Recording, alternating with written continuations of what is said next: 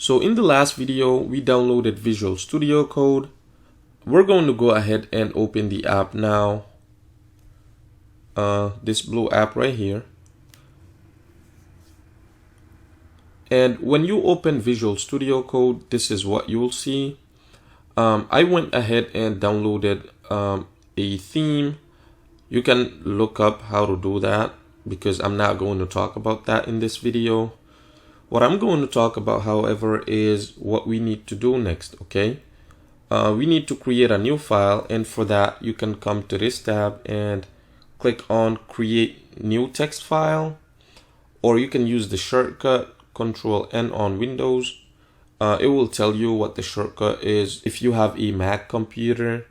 So I'm going to click on here, and we have a new file, okay? So now what we need to do is that this is a text file.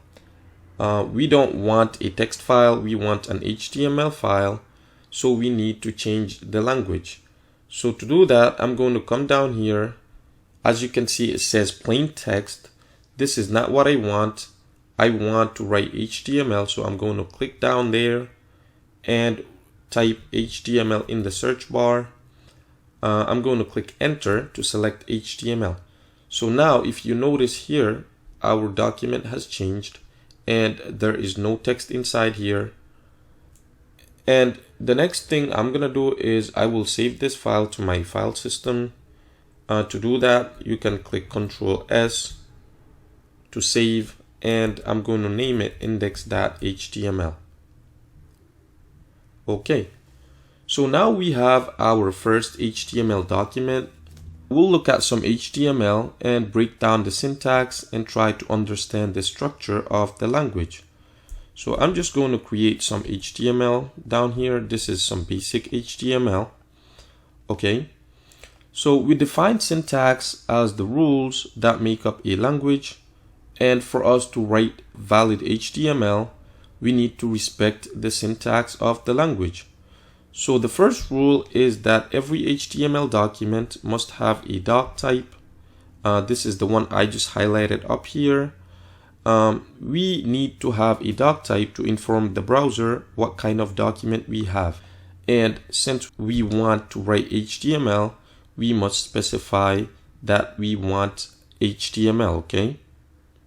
All right. So next is that HTML documents contain elements or tags that serves a purpose. And there are two types of tags or elements.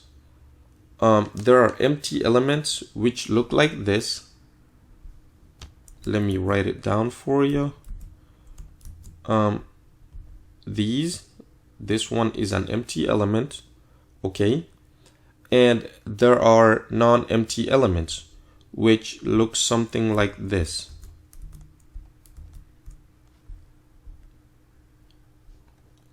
That one right there, okay? All right, so now I'm going to erase all this and we're going to rewrite this together and talk about the structure we see in here.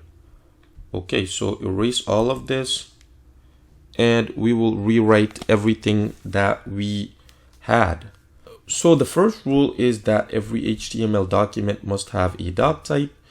So to do that, I'm going to use the less than sign and then the punctuation sign. So as you can see, this code editor is smart enough to know what I want to type next. So I'm just going to say doc type. Okay. So I put a space because I don't want this to be one word. So I'm going to say HTML, okay? So right now, if we save this file with Ctrl S again, when we open this on the browser knows that we want to write HTML. Okay, so next we had the HTML element itself, which is not an empty element, as you can see, because the difference between an empty element and a non-empty element is that an empty element has one tag, while a non-empty element has two tags. Okay, basically an opening and a closing tag, while a non-empty element just has something like this, one tag.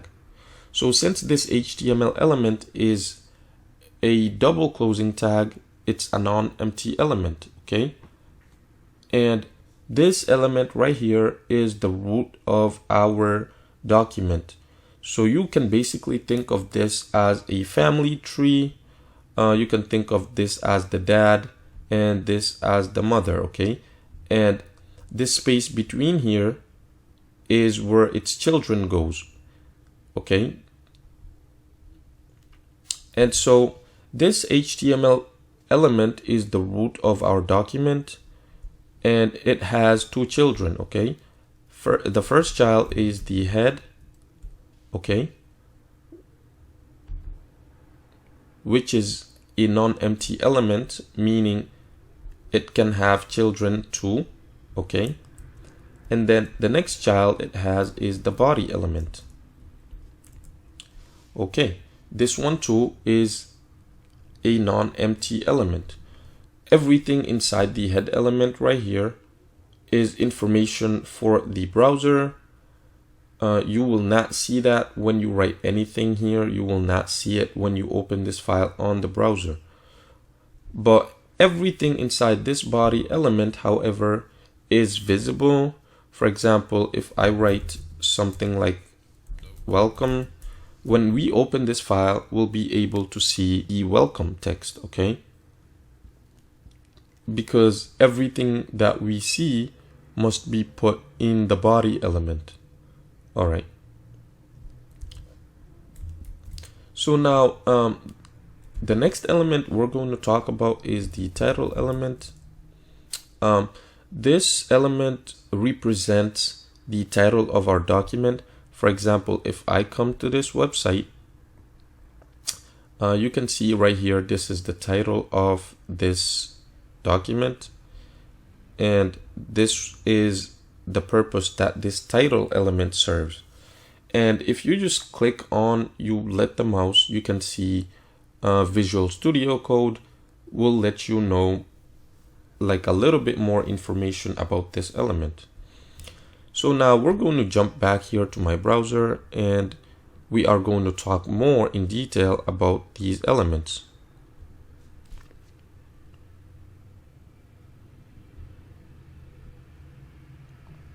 So before that, I would like to add a paragraph here. I wrote hello world, and then I had a BR tag. And so we are going to come back here and now talk about the syntax of this language, okay?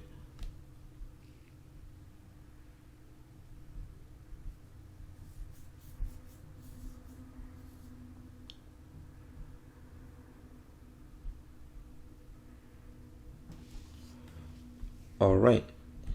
So these are the elements that we saw inside of our code editor. So as you can see, you can already notice a structure being built, okay? This is kind of like a tree structure, a family tree, not the trees that we see outside, guys. So this is a family tree, and at the root is the HTML element. This is the element that is the ancestor to all of these elements, okay? So now its direct children are the head element and the body element. If we look at the head element, we can see it has one child, which is the title element. And if we look at the body element, it has two children. The P element, the paragraph, and the BR element. One thing we can notice between these two children is that this one has a double closing tag, okay? And this one has only one opening tag, basically the less than sign, and one closing tag, the greater than sign right here. And if you think of this one as like the first P right here as the father and the second one as the mother, you can see they make up a family. And anything inside of the greater than sign and the less than sign represents the children of this element. But you can see this element doesn't have that. This element is a single element, which means there's only a father or a mother. So there's only one thing here. You can see this element, there is no way that it can have children. The only thing this element can have is attributes. We'll talk more about attributes in another video. And these elements too can have attributes, but they can also have children inside them, since there is space to have children. Alright, so we're at the end of this video, guys. Thank you so much for watching this video. If you found this useful, please don't forget to hit the like button, subscribe for more content like this, and you can also comment down below to ask questions or share feedback. And yeah, thank you so much again, and have a great day.